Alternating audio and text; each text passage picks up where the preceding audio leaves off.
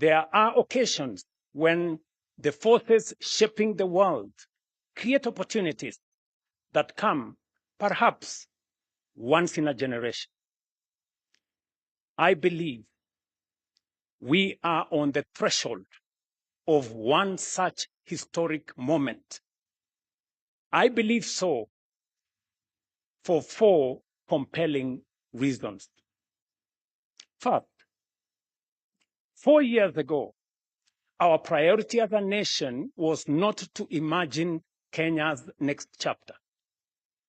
It was to survive global economic turbulence, restore stability, rebuild confidence, and place our economy back on a firm foundation. Together, we achieved that.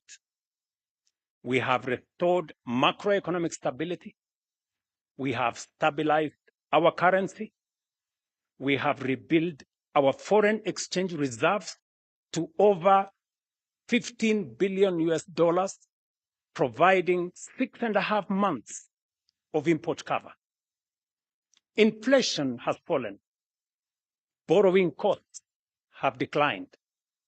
Investor confidence has returned. Last year, for example, Kenya attracted a record $3.2 billion in foreign direct investment, more than double the amount recorded in 2022. The 2020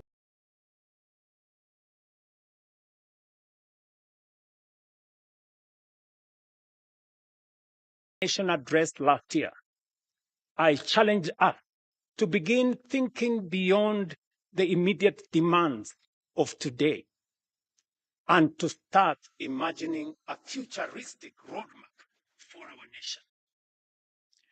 That was not simply a call to dream. It was a call to prepare and an invitation to begin building the institutions that will support Kenya's long-term transformation. That journey has already begun.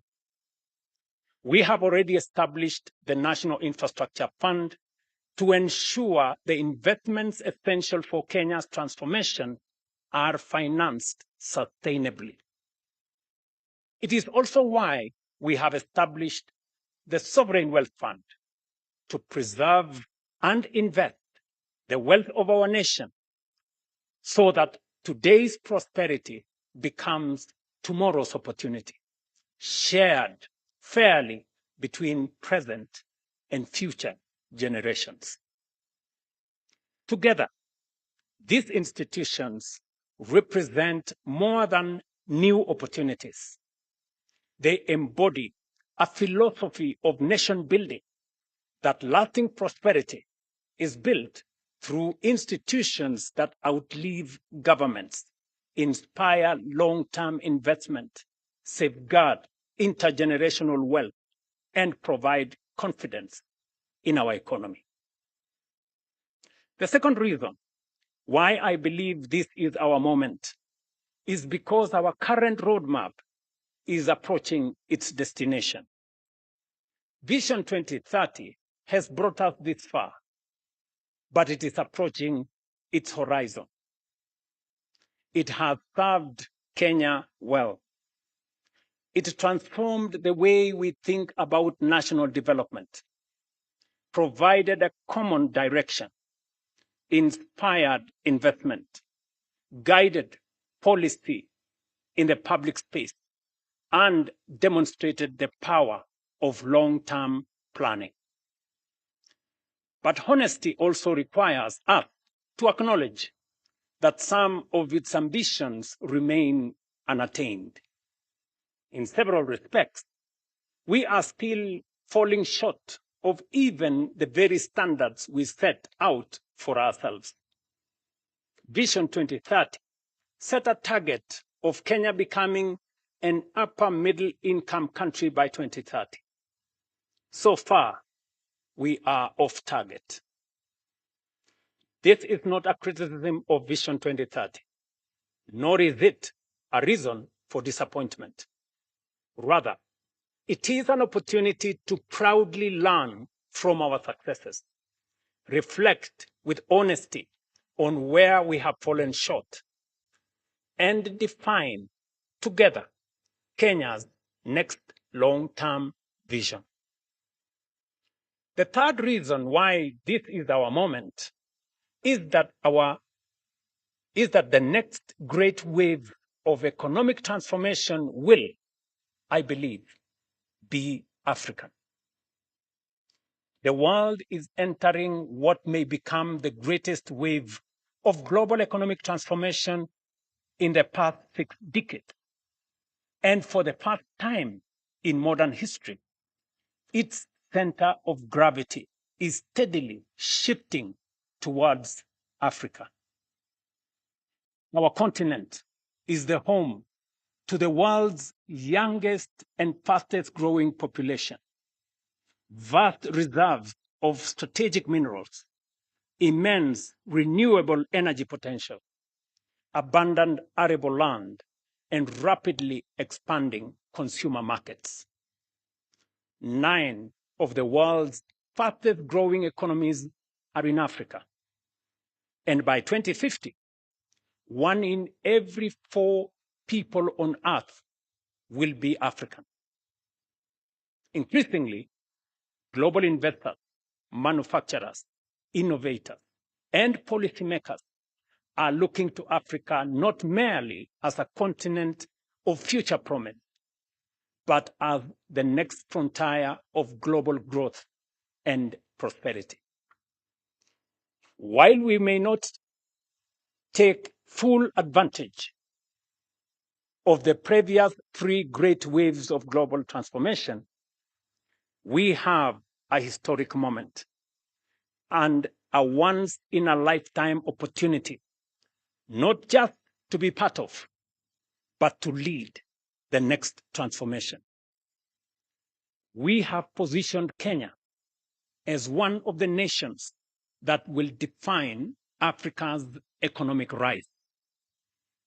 Fourth, and perhaps most profoundly, this conversation is potent because the time has come to fulfill not only the political and governance promise of our Constitution, but also its equally compelling promise of development, national transformation, and shared prosperity.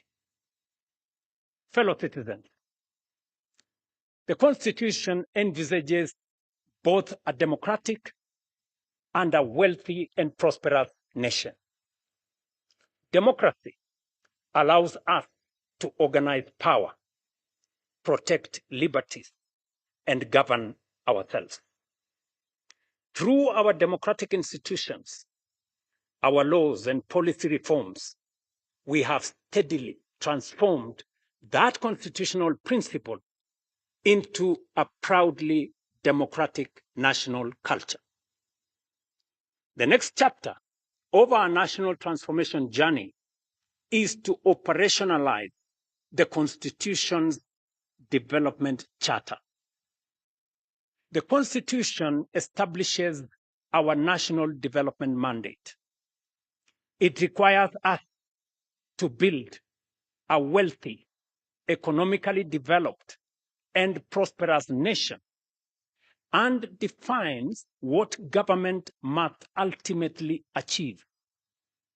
A nation that is just, inclusive, and sustainable. A nation where every Kenyan, regardless of circumstance or place of birth, has a genuine opportunity to thrive. Taken together, the provisions of our Constitution reveal something profound. They affirm that the purpose of state power is not simply to administer the affairs of state, but to expand opportunity, promote human dignity, create wealth, and improve the lives of citizens. Development, therefore, is not simply a policy preference of those who govern.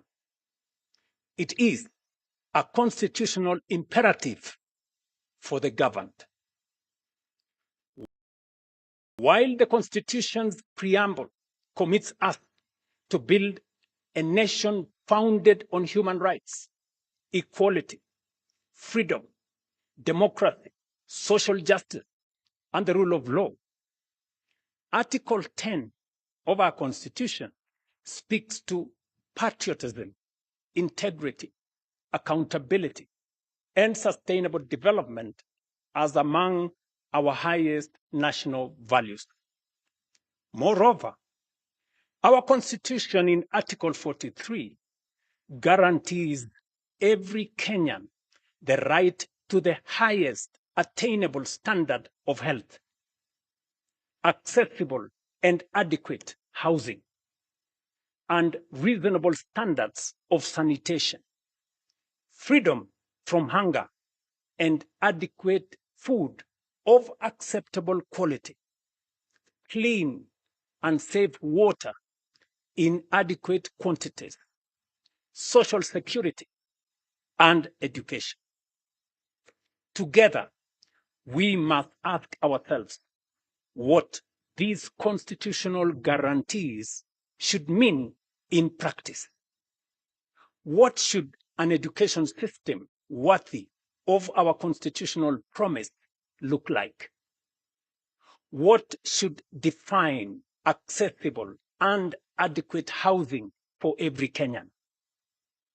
What kind of health system is required to secure the highest attainable standard of health as is provided for in the Constitution? How do we ensure that no Kenyan experiences the indignity of hunger and that every family has access to adequate food of acceptable quality? How do we guarantee universal access to clean and safe water, meaningful social protection, and the opportunity for every citizen to live a life of dignity? Above all, what measurable outcomes should demonstrate that we are truly giving practical effect to these economic and social rights as contained in our Constitution? Equally, we have not defined with sufficient clarity what patriotism, equality, social justice, and sustainable development should demand of us as government, as institutions, leaders, or citizens. Yet, these constitutional aspirations cannot fulfill themselves. We must, as a nation, collectively define the standards by which they should be measured and establish a common national development charter for their realization.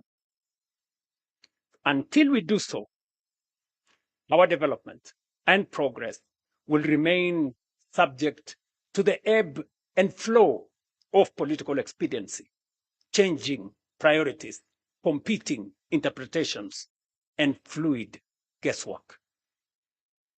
A national development charter for the attainment of these noble constitutional imperatives cannot be designed by politicians alone, nor by any single institution, profession, or interest group.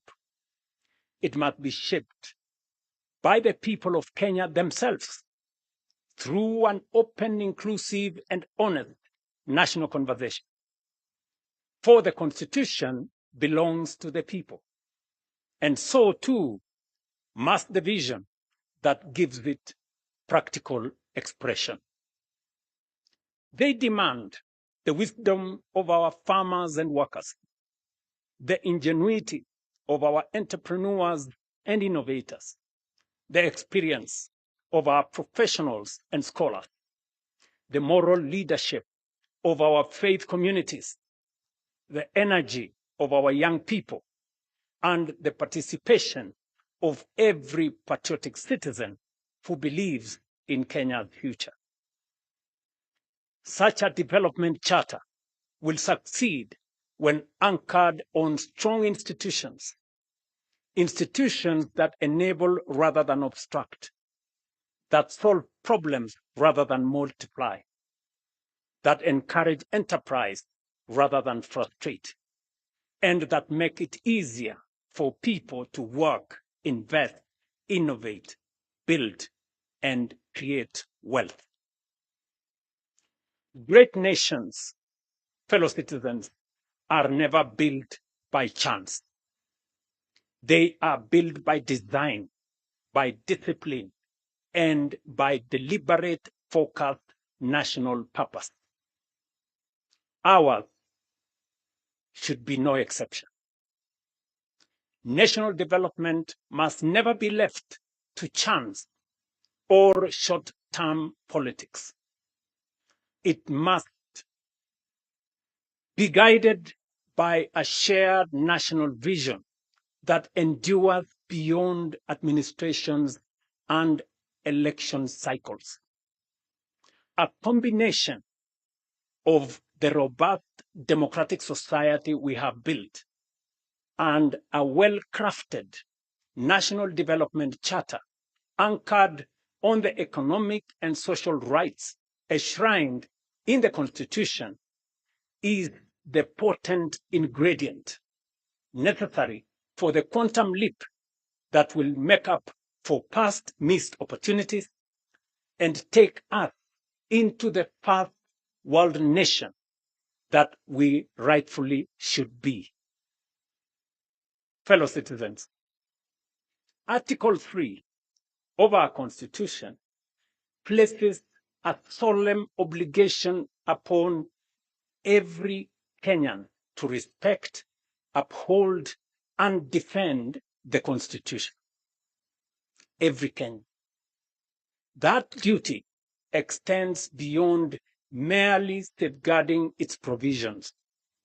It obligates each one of us to build a broad national consensus on the destiny of our republic. The future of Kenya is too important to be left to politicians alone.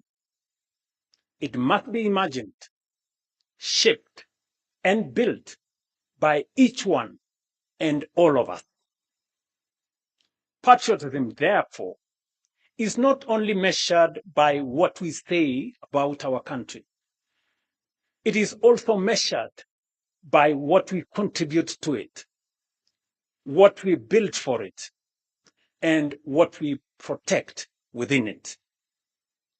Once we, as a people, define the national framework for realizing the aspirations in our Constitution, we will have settled the question of our destiny.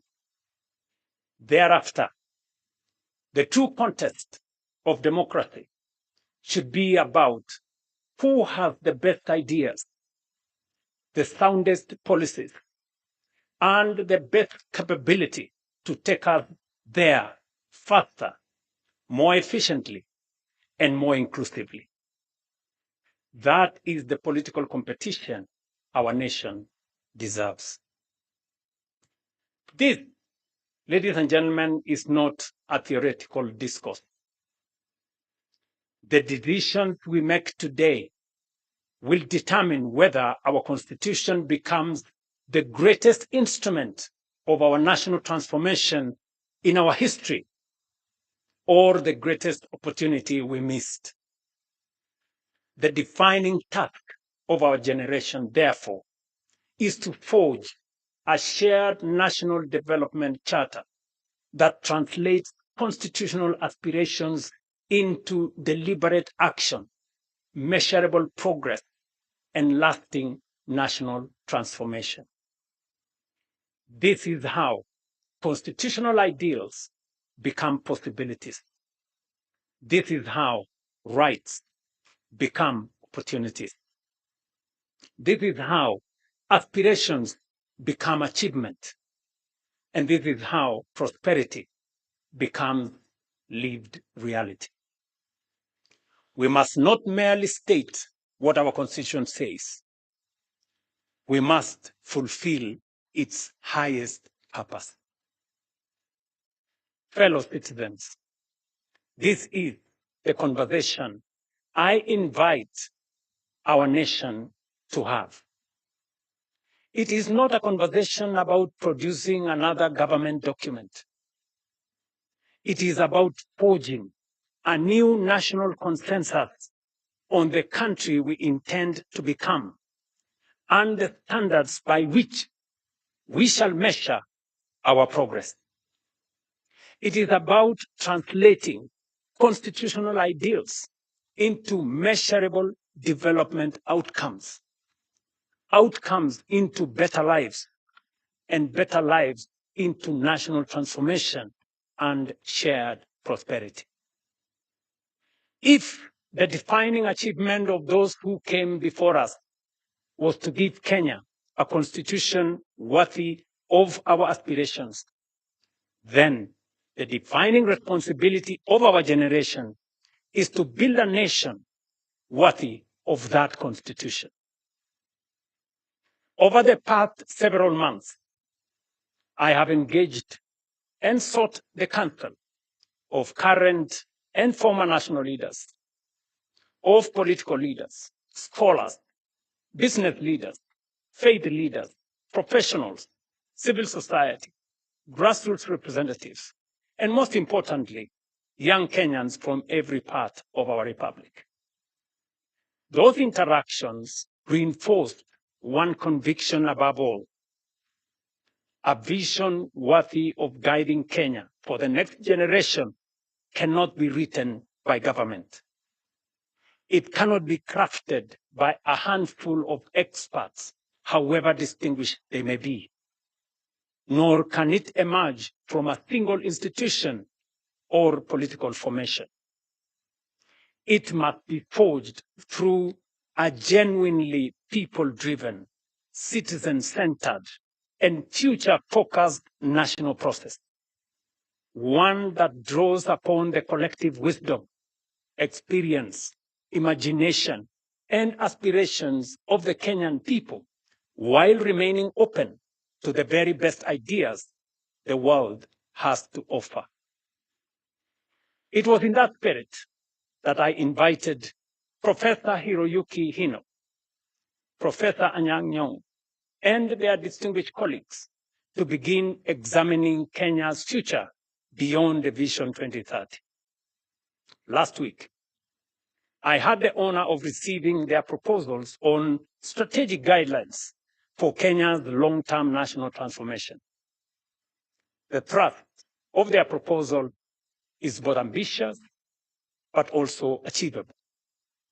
That Kenya can become a prosperous, high-income, industrialized, and globally competitive nation within one generation, provided we remain united in purpose, disciplined in execution, and unwavering in our commitment to long-term national transformation.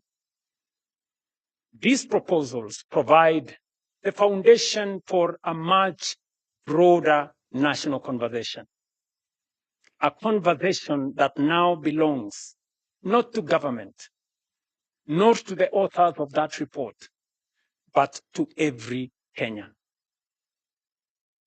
Fellow citizens, somewhere in Kenya tonight is a child too young to understand this address. Some may never remember Vision 2030.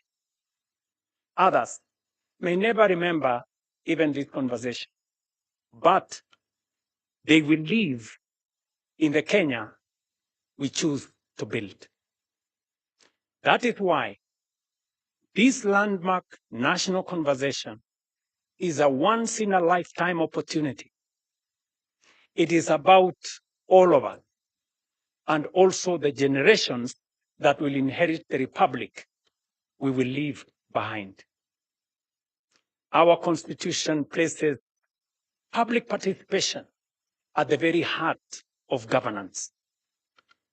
It is therefore not merely my desire, but my constitutional duty to ensure that the national vision, which succeeds Vision 2030, is shaped through an inclusive, transparent, people-driven, and genuinely national process.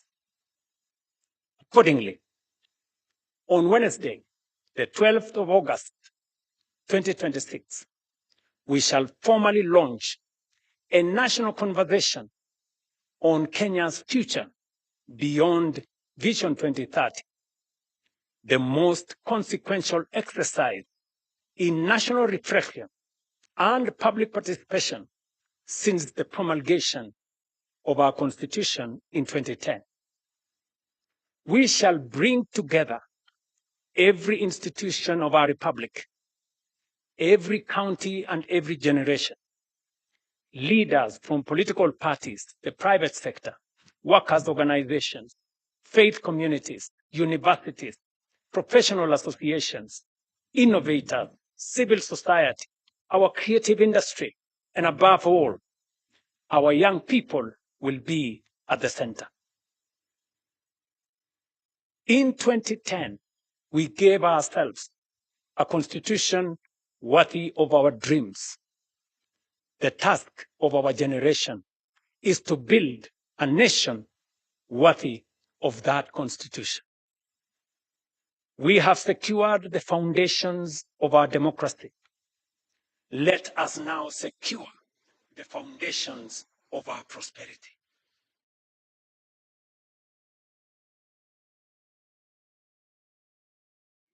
To fulfill not only the letter of our constitution, but its highest purpose. Let us rise together, right, that next chapter of our republic. God bless you all. God bless Kenya. And I thank you.